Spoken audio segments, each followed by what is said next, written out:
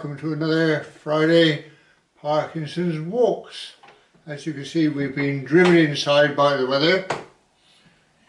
It's turned windy and a little bit chilly and an odd rain shower here and there, so rather than take a chance, and because I'm a wimp, we're indoors. Right, okay. If you want to watch just the film, if you've tuned in just to watch the film, if you fast forward about 20 minutes, I'll try and put a time up here if I remember. Jump forward 20 minutes and you'll find it on there. Now, for the commenters, a little bit of background. The films go out on Friday and I record this vlog for next week on Sunday. So if you're past Sunday, you'll probably get bumped into next week. We'll get to you somehow anyway. Right, now, matters arising then.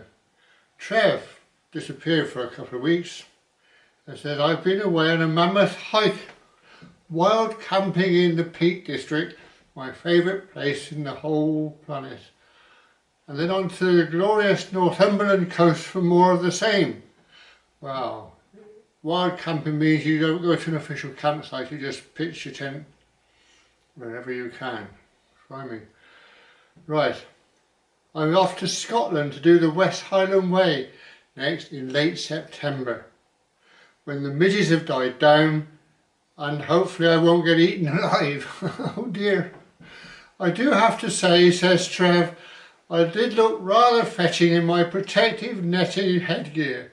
Yeah, I bet. I don't see any link to any photographs so we can judge for ourselves there, Trev. I wonder, yes. There goes on to say, I look forward to the trip along the SVR. This is obviously a couple of weeks ago. I look forward to the trip along the SVR next week. By the way, he says, when you make the reservation on the SVR, don't forget I travel first class only. You've got no chance, you'll be in the cattle wagon with the rest of us. I wish I'd take the cattle out first. Right. Abandoned railways are wrong. Ah, yes. We're covering the Highworth film. By the way, if you think you know all about Highworth, go read Trev's comment. There's a huge amount of information on there. Everything you could possibly want to know, I would think, on that comment. Well done, Trev. Vintage Trev, that one. Go and read it. It's worth looking at.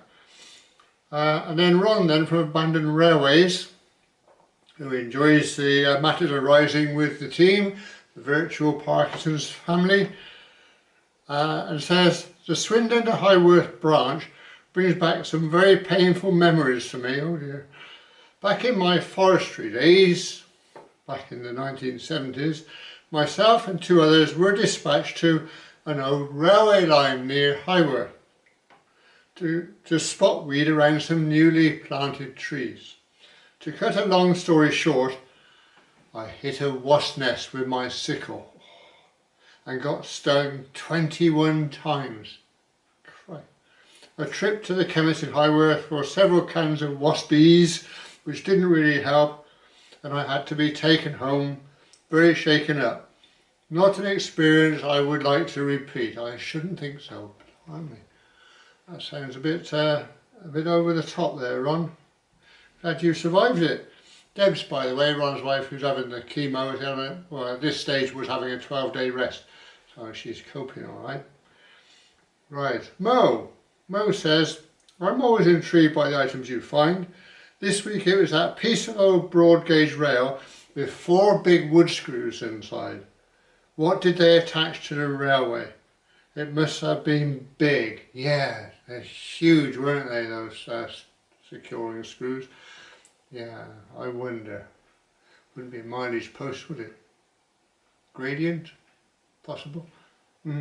Lovely. You could ponder that all day. Marilyn.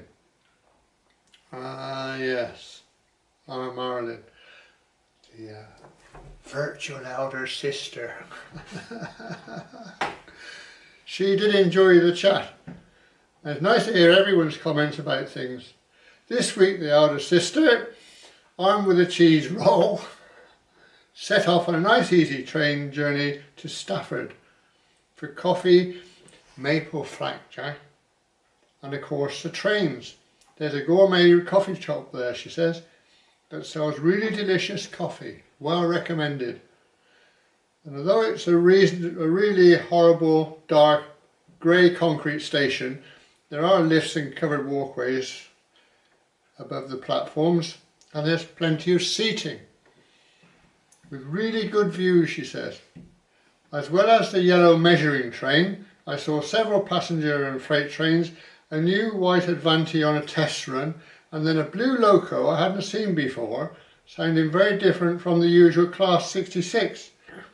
I promise I did not behave like a hooligan at any time during the day, bearing in mind what one of your contributors said. Yes. That was Michael, wasn't it? Yes, yes, you hooligans, you know who you are. Good old Marilyn.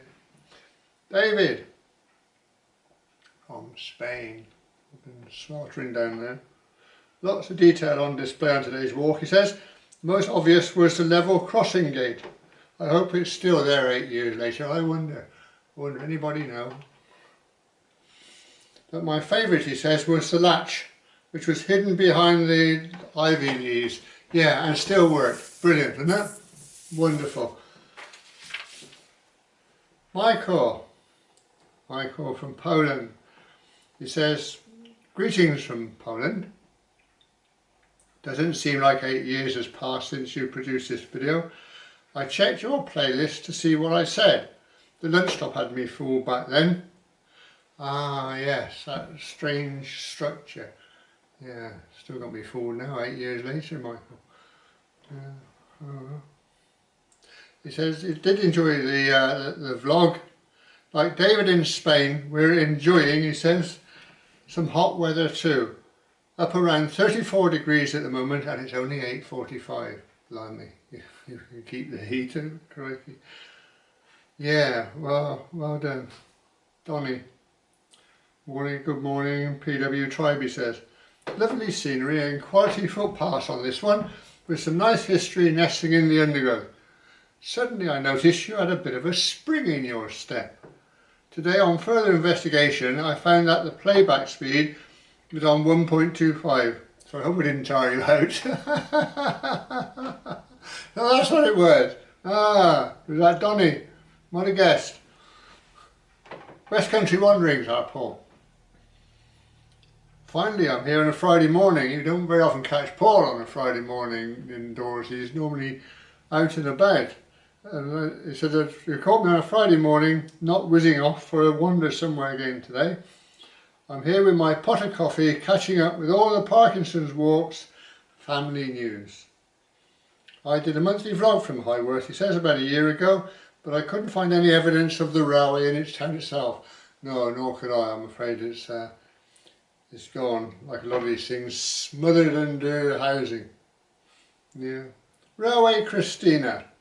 Ah, she says, the magnificence of the countryside at the height of summer. Everything that's beautiful about England. She's got a lovely descriptive way of saying things, isn't she? Yeah. Oh, well done, Railway Christina. Jim. Jim from New Zealand. A delightful walk, he says, but I would have turned back immediately on seeing a warning sign for the monster spiders. I'm definitely an acrophobe, and even normal size eight-legged creatures cause me worries. I'm glad you escaped without being eaten by those fearsome creatures. Oh dear. Right. Where were we? Ah yes, abandoned railways then.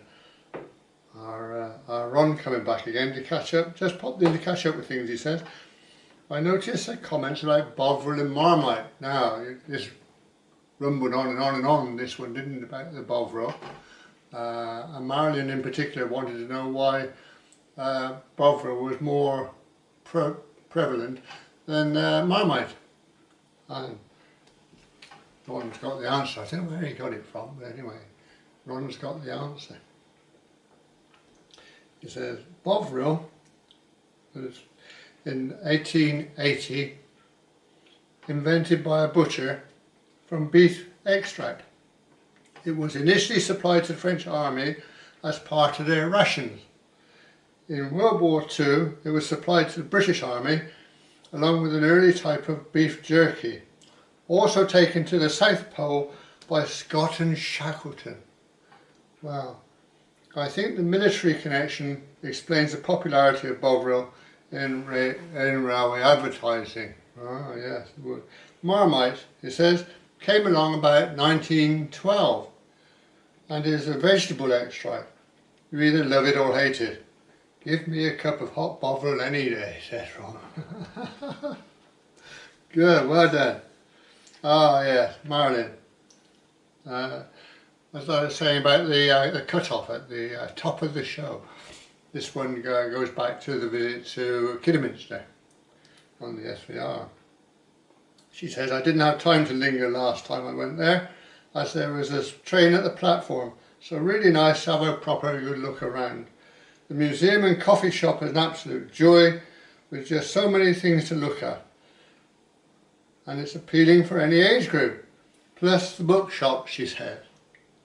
I always had to drag my husband out of, usually carrying the latest carriage or wagon book. But she had to go and drag her husband out to the shop. That rings a bell with me somewhere along the line. And we've all been there, haven't we, really, in these lovely bookshops. And how much longer are you going to be? I'm only on shelf 2. Out! Oh, lovely. Well done, Marilyn. Ah, right. Now, the film then, which was the Riding the Rails on the Severn Valley Railway. And as we kick off here, it's from Michael. Greetings from Prusky Hospital in Warsaw. For the hospital, blimey. It looks like a lovely day outside, but inside still very painful. I had my prostate removed last Monday. Blimey. Friday would not be Friday without my weekly dose of Parkinson's walk. Do you get on prescription over there, Michael? God, blimey. Well done, Michael. Most of us, having had an op, would be lying in bed feeling sorry for ourselves, I think. Not Michael. He's contributing to the virtual Parkinson's walks family. Well done, Michael. He said it was a wonderful video looking at the Severn Valley Railway from the train instead of from the stations, up with the diesel and back behind a pannier tank. What a powerful little engine that was, putting that huge rake of carriages. Yeah, it was a big load, wasn't it? And how she bounced on the rails. I couldn't get over that. I can't see how the thing didn't derail. It was bouncing all over the place, wasn't it? Yeah, right. Morris Mannion. An absolute gem of a heritage railway, he says. Heritage railways have had some very lean times post-COVID, so I hope the SVR and the many other large heritage railways manage to keep their heads above water. Well, the SVR are fundraising at the moment, trying to get £1.5 million so that they can keep on going. £1.5 million. Oh, no doubt they'll get there. So let's hope it get there soon and save it. It'd be horrible to lose that, wouldn't it? Crikey. David from Spain. Off on our travels tomorrow. Ah yes.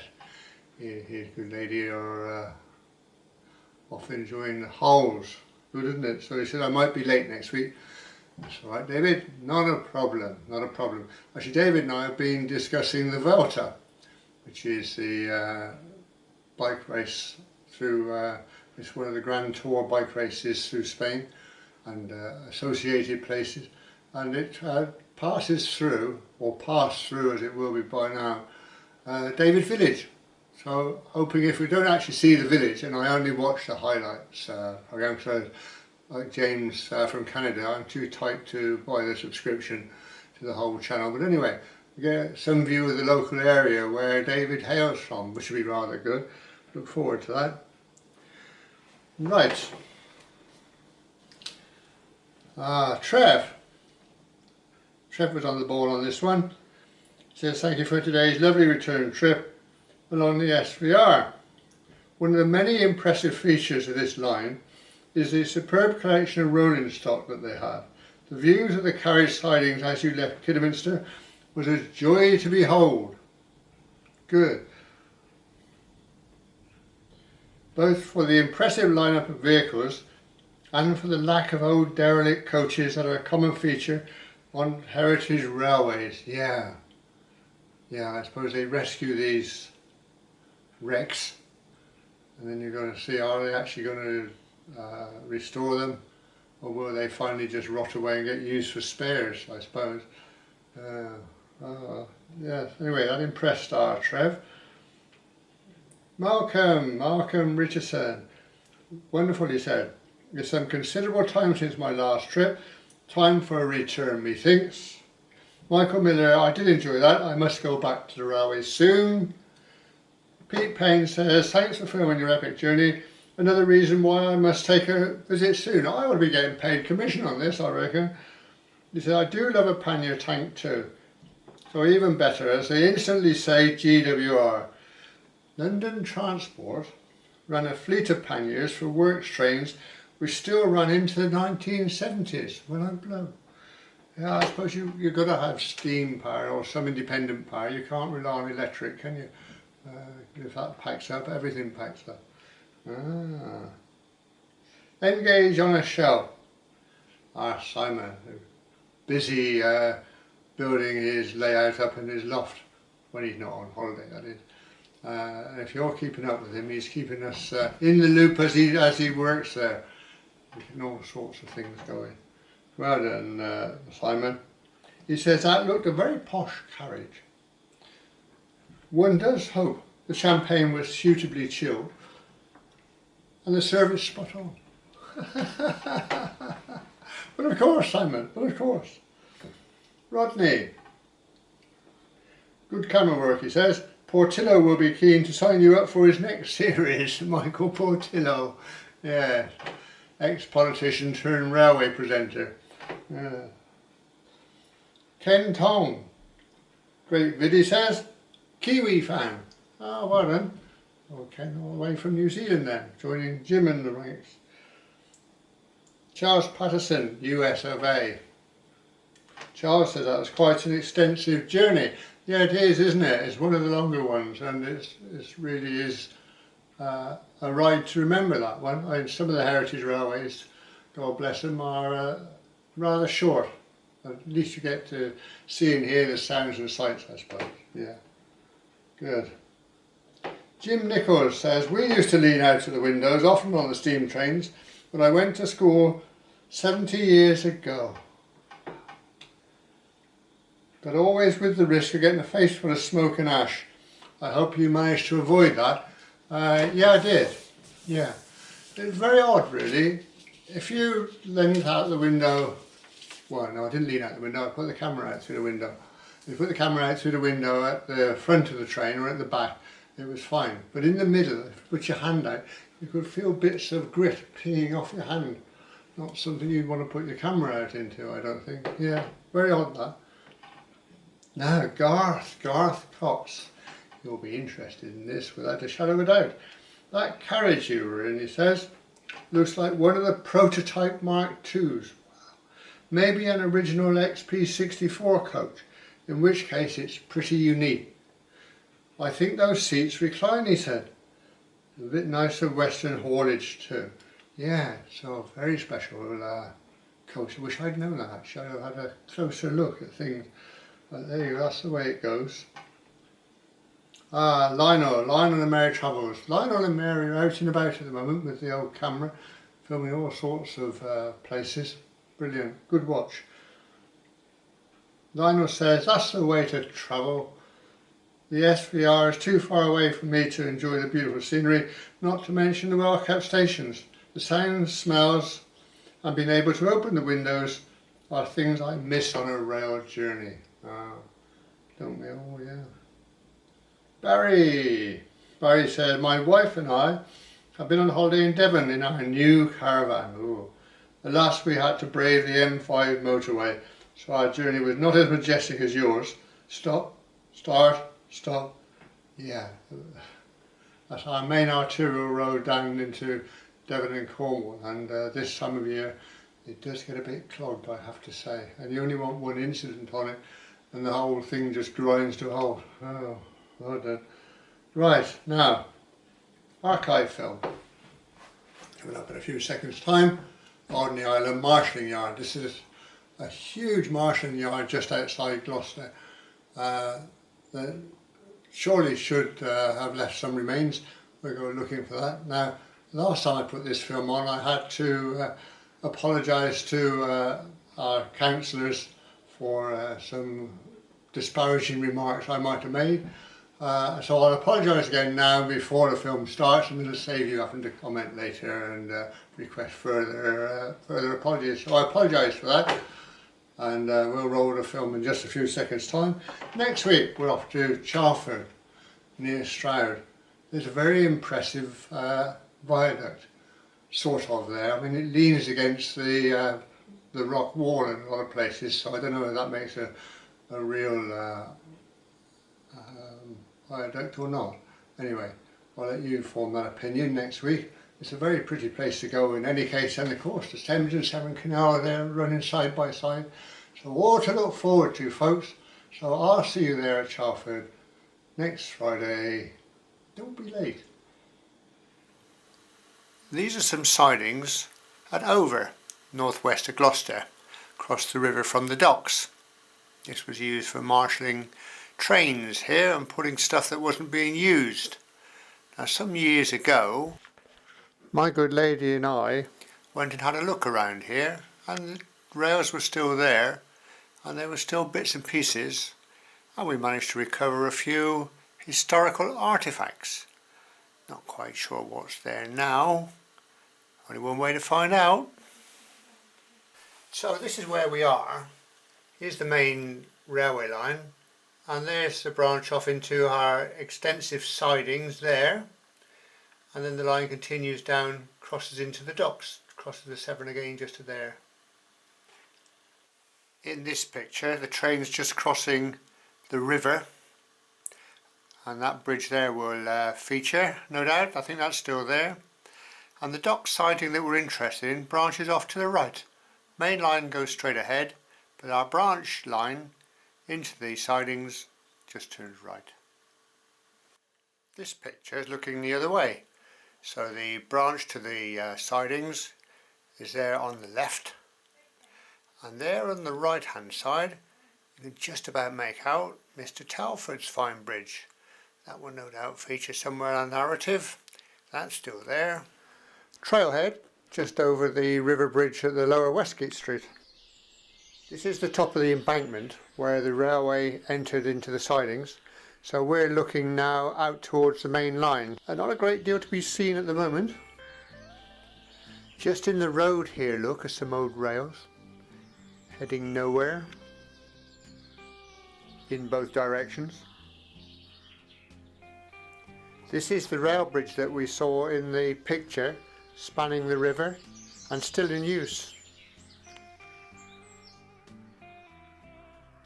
On the end is a brick and concrete abutment, and on the other side of the railway bridge is Mr. Tommy Telford's little masterpiece. I think it was the largest single span in Europe when it was built. Disused for many a year now, but still standing. They even went to the trouble of paving the pathway through the bridge.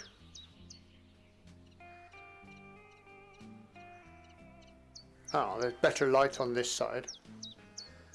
Isn't that just absolutely splendid? And having puffed and wheezed to the top of the bridge, you can now see the roadway, which was the main route heading west out of Gloucester. And from here we can get a very good view of the railway bridge. Although the bridge is still standing now, when it was very first built, it actually sagged in the middle. You can see it there, and they had to wait for quite some considerable time before people were allowed to use it. They were waiting to see if it stood up or fell down. Down there somewhere are the sidings we've come to have a look at. Better get started then.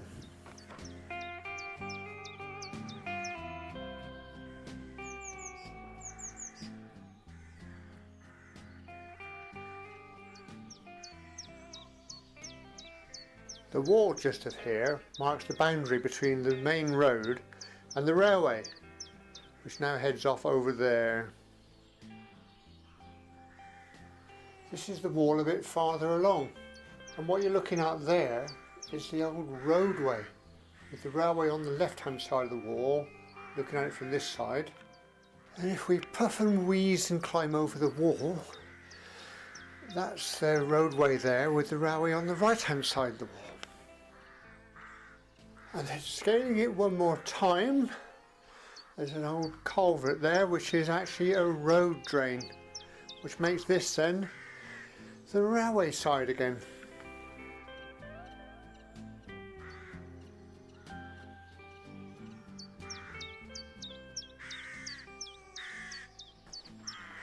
Time to get back on the main track. Let's go see if we can find anything else. Here's the sad remains of some of the infrastructure.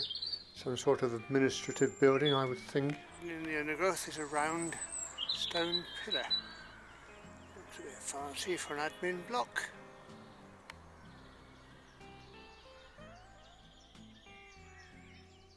I think what's probably happened here, looking around, is that they've grubbed out the rails and the infrastructure, piled it up over there. Perhaps they're trying to give nature a chance for comeback. Didn't get it all though. Lots of evidence of ballast stones here.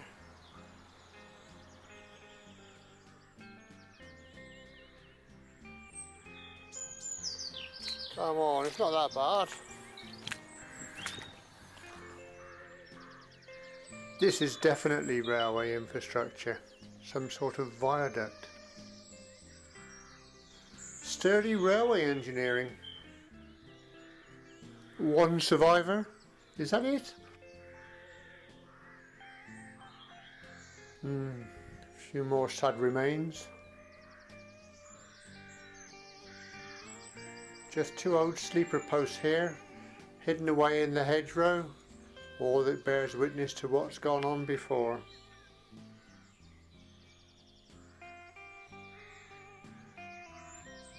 This old timer here, look, resting on his newer mate. I don't think he's in much better condition, to be honest. Fantastically well engineered bridge. At least that's still here. It's quite sad, isn't it, really?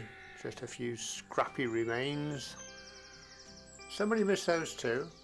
Actually, they're quite close together, so I imagine there must have been some sort of point system not far from here. And another two. We're pausing in our search then for railway gear. Coming down to have a look at this. This is where the mighty Severn forms again, having split going round either side of Alney Island. It's known as the lower parting, which is rather odd because this is where the river joins up again. If you're coming upstream, of course, and then turning off here to the right, then I guess you're parting from the main stream. That's the main stream just to there.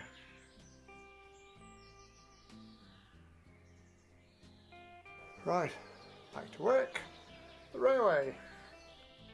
If you ignore the electricity pylon, that's almost a pretty picture. There's our old friend again then. I will turn here and pick up the main line again, heading for the docks. We've had some pretty severe winds just lately. That one didn't survive. Oh, we're still on track, as it were.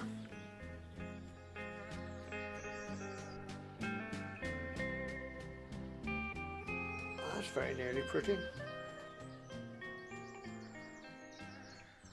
Here you can see the footpath bears off to the left, but the railway line actually carries straight on.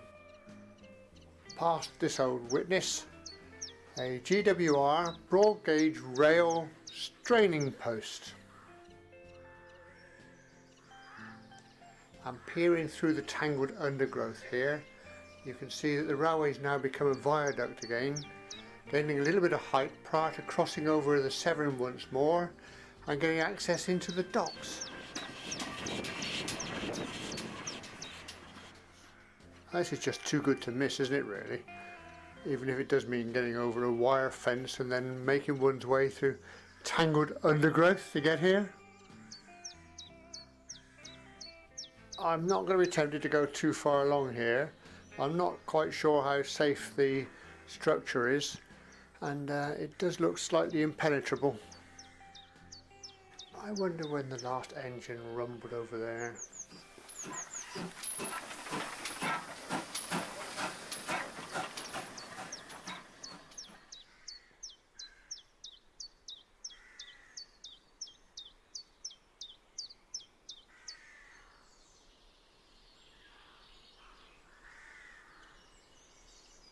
I think it'll stand for a while longer.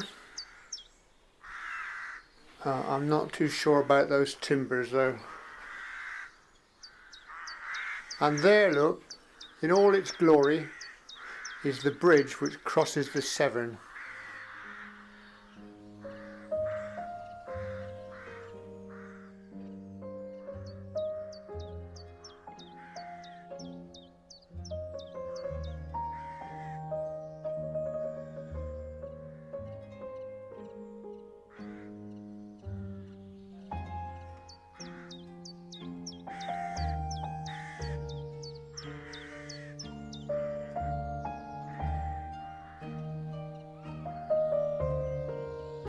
And just across the river there would have been the terminus of the railway in Gloucester Docks.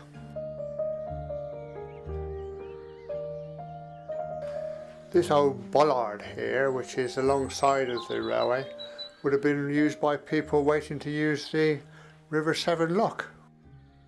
Of the lock itself, just a silted up memorial.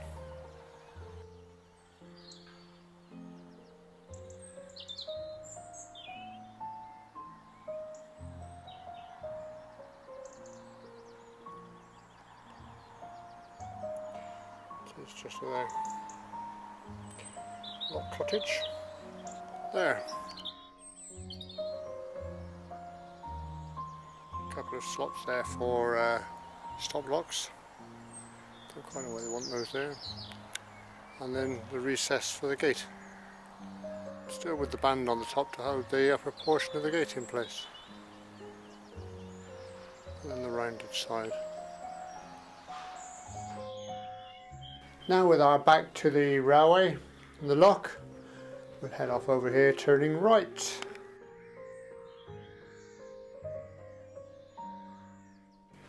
As you can see there's another railway viaduct which leads to the only dock or unloading area on this side of the river.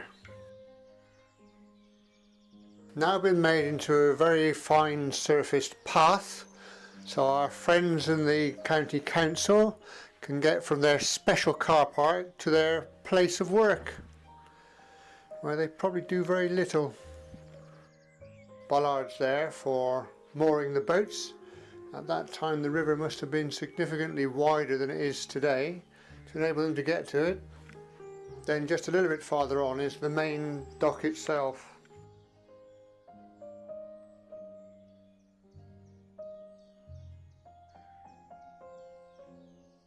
These rails here would have been for the loading unloading crane, not the actual railway itself.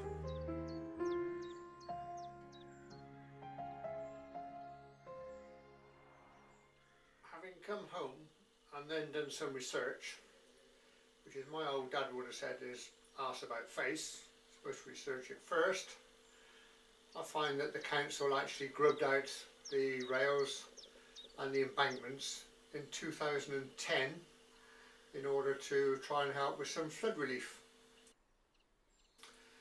So that was a waste of time then. And this is that huge marshalling yard, March 2017.